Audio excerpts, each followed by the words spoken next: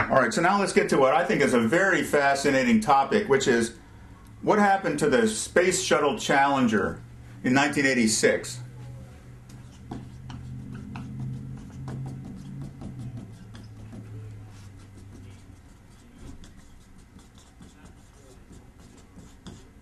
Right, we had it launched, and I forget how long, 60-some seconds into the launch. And I remember watching the launch on TV. You see a lot of little pieces come flying off, and it was quite a pretty sight to see all these, contrails going in different directions. And I think a lot of people said, oh, isn't that cool? But that's a problem. That's not supposed to happen. So the thing blew up, right? 63, seconds into the launch. And all 7 astronauts were killed. The payload was lost. It set the program back tremendously, and all these satellite systems that had been designing their whole existence to fly on the shuttle had to go to a screeching halt and then redesign to fly on other types of expendable launch vehicles, because it wasn't clear when we would ever be able to solve these problems. And until we solved them and convinced ourselves that we really solved them, no other humans were going to go on the shuttle. So now, why did it happen? Well, there was this commission, the Rogers Commission,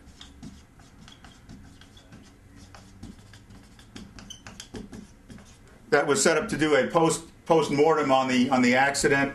There was a lot of distinguished people in this. There was one guy named Richard Fineman.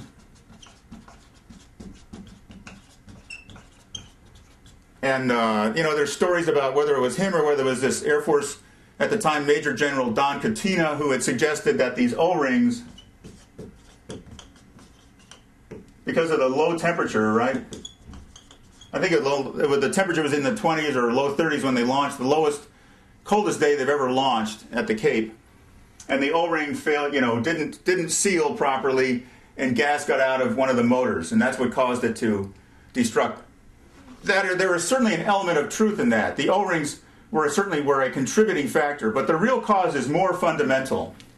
I'd like to go through the real reason, the underlying reason why this accident occurred, and why, well, I'll let you judge for yourself what the current state is. So, first we have to talk a little bit about how the Challenger operates and how it's designed. So, we have it, I did a little drawing there of the Buran, which is virtually identical. We have the space shuttle itself. This is not a very good drawing here. And it has cockpit, etc. And then behind it we have, and it has an engine, right? It has, in fact, 3 engines, the so-called SSME, Space Shuttle Main Engine. Then behind it we have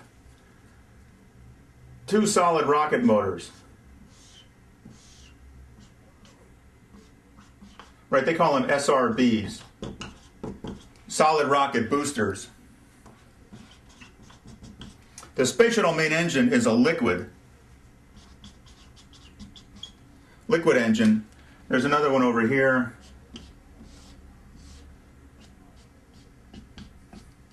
And then in the middle, holding this whole thing together, we have this giant tank. Right, the so-called external tank.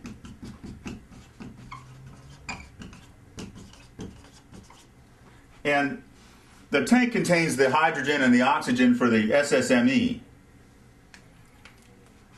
Now, each one of these solid rocket motors is built in stages that are connected together, kind of like those, you see a Greek column, it's made in pieces. So that's the sort of front view. Let's draw a side view. And I'll use the same colors so that the pieces will remain obvious.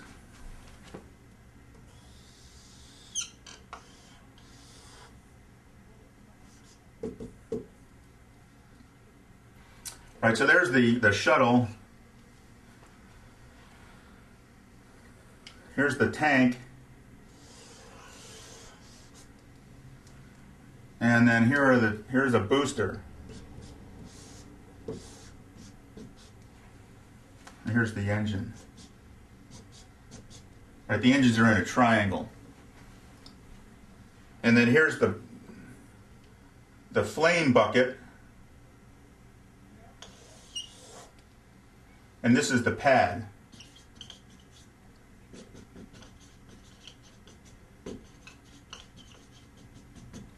So, and there's a distance here. If you took the center line thrust from the SSME to the center line of the, and there's another rocket, solid rocket motor on the other side, there's a distance here of 30 feet. Let me erase so I have a little space to just make some notes here.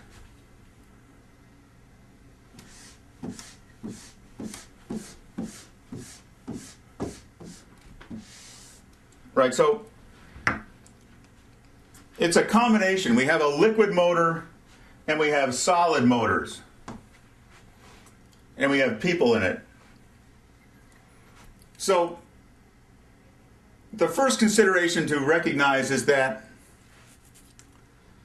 these SRBs are reusable.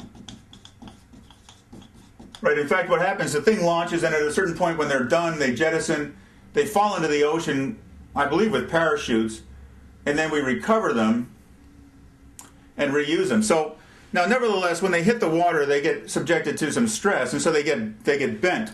So when you get one back, even though it started as round, when you get it back,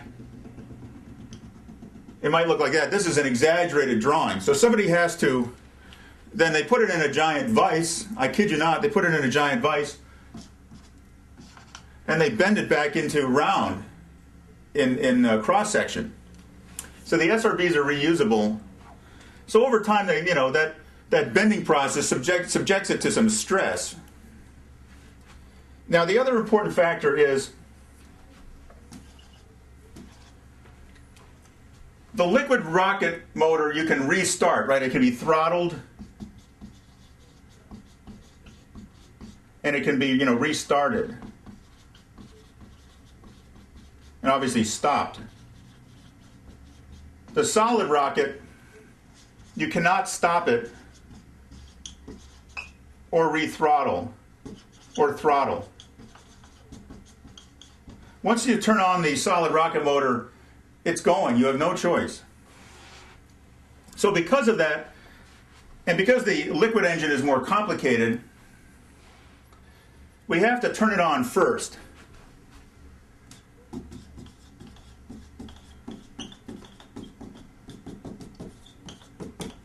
And in fact, that happens at T-minus 4 seconds. They turn on the SSME. So 1 million pounds of thrust. The SSME, the thrust here, 1 million pounds.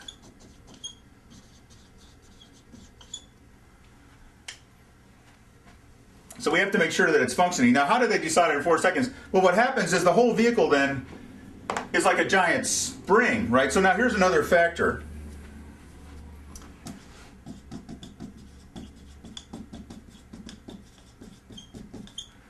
We have to keep the thing over the flame bucket so that the flame can go out. So what we do is we put explosive bolts here.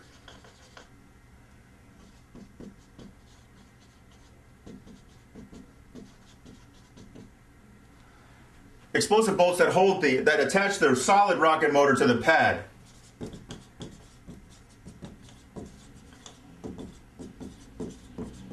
And then when the thing's ready to T-minus 0, we just cut the bolts. Explosive bolts are used all over the place for stage separation and things like that in rocketry. It's no big deal. We cut the bolts and it goes. But we have these explosive bolts. So when this SSME is turned on at T-minus 4 seconds, the vehicle, which is normally like this, goes like this, right? It's like a giant spring, a cantilevered spring, because we have 1 million pounds of thrust operating on a 30-foot moment arm, right? 1 million pounds times 30 feet, 30 million pound feet of torque, a moment arm, bending this whole thing. So the whole thing Right now, one other point I left out here, there are little struts.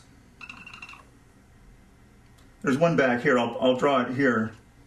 There are little struts. Imagine it'd be like that. These struts, little pieces of metal that connect the solid rocket motors to the external tank. So, and then the shuttle is somehow connected to the external tank also. So this thing is held here. There's this giant bending moment. So you can see how the motor is being stretched. The tank is being stretched. These two struts are being subjected to a lot of tensile force because there's things pulling on it, and the shuttle is powering this whole thing to go over like that. So 4 seconds was actually chosen because the thing is like a giant spring. So it goes like that, whoop, and then it bounces back.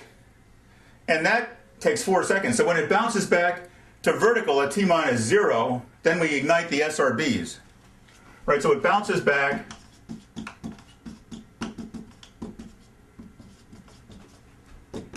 T-minus 0, and then we ignite the SRBs.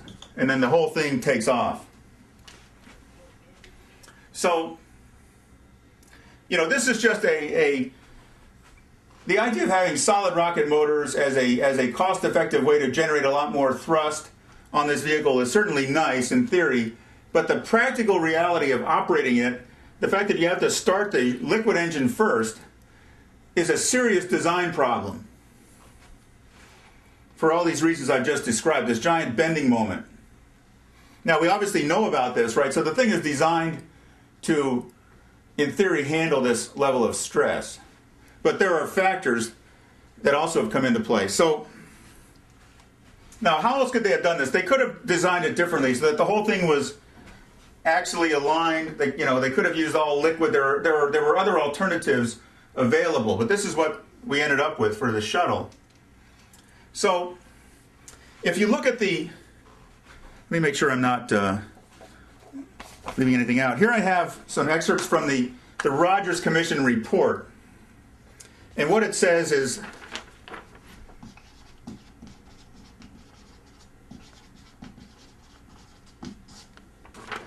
that this connection of this strut, if you were to look at it from the top-down view, it's at 310 degrees, right? So if you were to assign some axis and then you rotate around from a top-down view, these struts are at 310 degrees. That's where they're attached. At 0.678 seconds into the flight, photographic data show a strong puff of gray smoke was spurring from the vicinity of this field joint on the right solid rocket booster.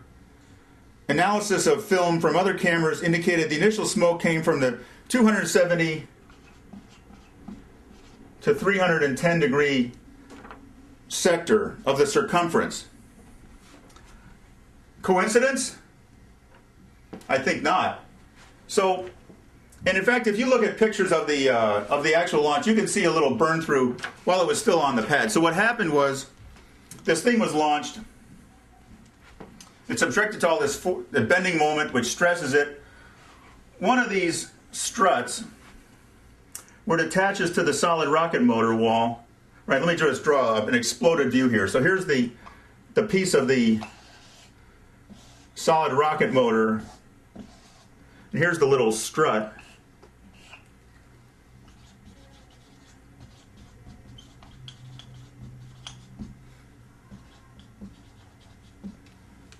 This was being pulled away. Right, there's a force here pulling this strut away. And what happened is it pulled out a little piece of the wall, or it created it maybe not pulled out a piece of the wall, though I would submit it probably did, but it gave enough of a space here where there's, between these two stages, between this stage and the next one, there's a little O-ring that goes in here.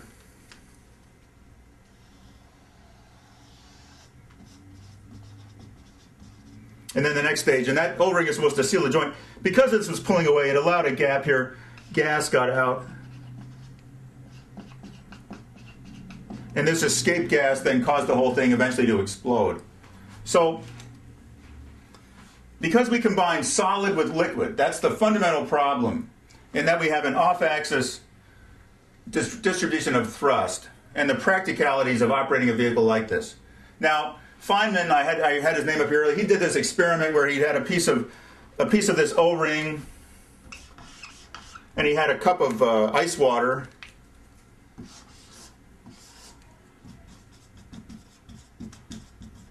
And he showed on TV during one of these hearings that at that temperature, that the temperature of the Cape that day, the O-ring resiliency was substantially reduced. So we had a lot of factors, right? We had the O-ring was reduced in terms of its resiliency. We had the solid rocket motor section that was bent back into round, and there are some indications that they actually had to use more force. Where can I write all these factors? To bend the thing back into round. More force was used than the spec allowed.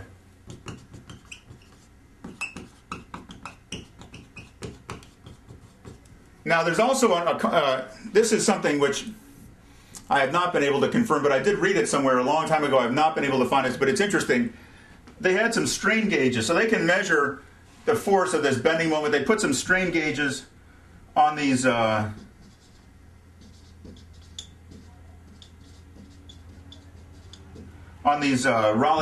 rocket motors where they attach, and then the strain gauge allows you to measure how, based on how far it stretches. That's related to some force, that it experienced, and they measured the force here, and they said, oh, okay, well, that's within our limit. The problem is there's two motors, not one, and so that's the physics 101 problem.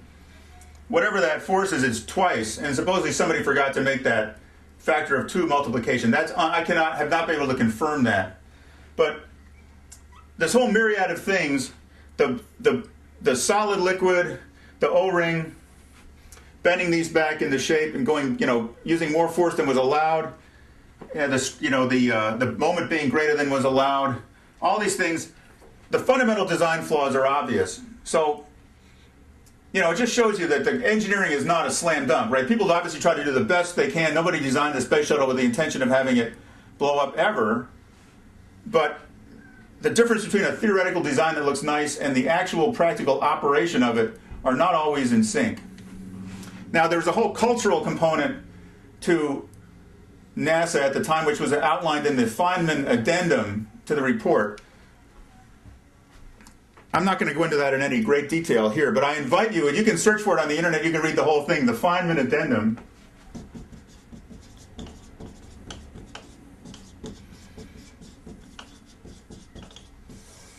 Is a fascinating read. It shows, among other things, the two things that I remember from it. I'm running out of space here.